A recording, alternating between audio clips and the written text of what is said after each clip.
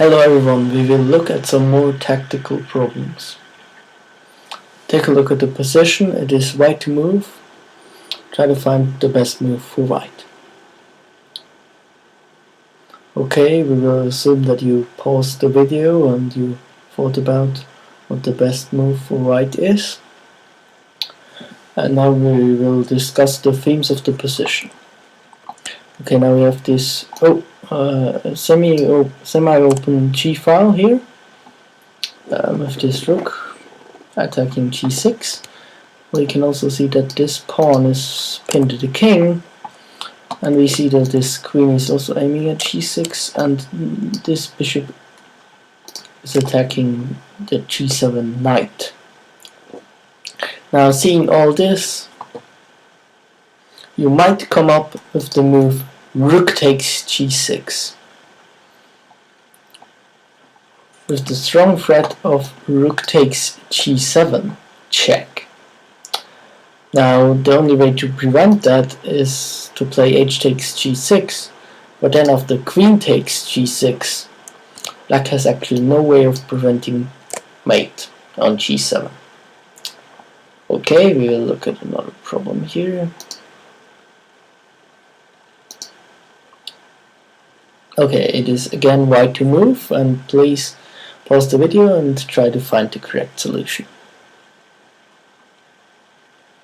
Okay, I will show you the solution now.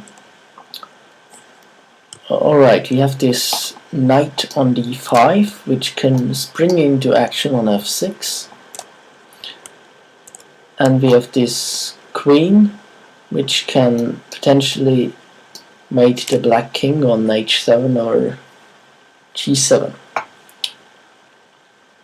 So now the correct move is knight to f6. Also notice that this queen is very badly placed to help defending the black king.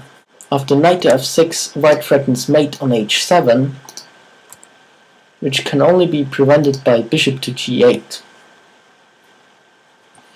After which knight to h5 threatens mate on g7.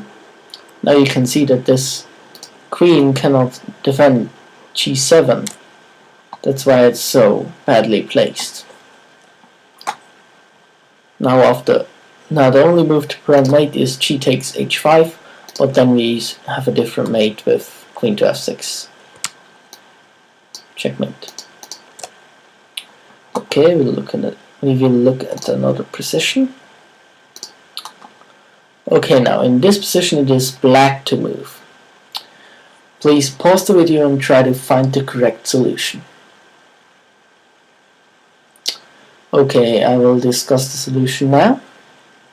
Okay, black has basically three pieces in the attack: knight, bishop and queen. This queen is very well placed. It cuts off the king, and there are potential mating combinations involving g2 and some involving h2. Now, either bishop or knight would like to come to f3 so that they would combine with the queen, threaten checkmate. So now the correct move is bishop takes e2. Now if, for example, rook takes e2, then knight to f3 check, king h1 and queen takes h2 is just checkmate. So after bishop takes e2, white's best try is to sacrifice the queen with queen takes e2. After knight takes e2 check, rook takes e2, c takes d3, an in-between move that attacks the white rook, rook e3 and rook takes a8. Black should win quite comfortably with a queen against the rook and bishop. Okay, we will discuss another position here. Now it is again white to move. Please pause the video and try to find the correct solution. Okay, I will discuss the solution now. Now white has three pieces. This queen is attacking the rook on f8. So if the king moves away, the queen could take the rook. This knight can give a check on f6. And this pawn is also very important to recapture if the knight sacrifices itself on f6. And this rook can potentially go to d8. Now the correct move for white is knight to f6 check. Now if black moves the king, white will just take on f8, so he is forced to take. And after white recaptures, he is threatening to play queen g4 followed by queen g7 checkmate. And also queen takes f8 followed by rook to d8 mate.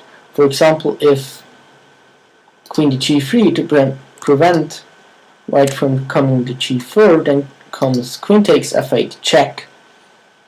And now if king takes, then rook d8 is checkmate. Now the best try after e takes f6 for black to defend is queen to e5. Now if black plays queen takes f8, after king takes f8, rook d8, black can block with the queen, so that's no good. So instead white plays rook to g1 check. And now black is forced either to give up the queen with queen g5 or to leave the rook hanging on f8 by moving the king. So thanks for watching, and please leave your comments on YouTube. Bye bye.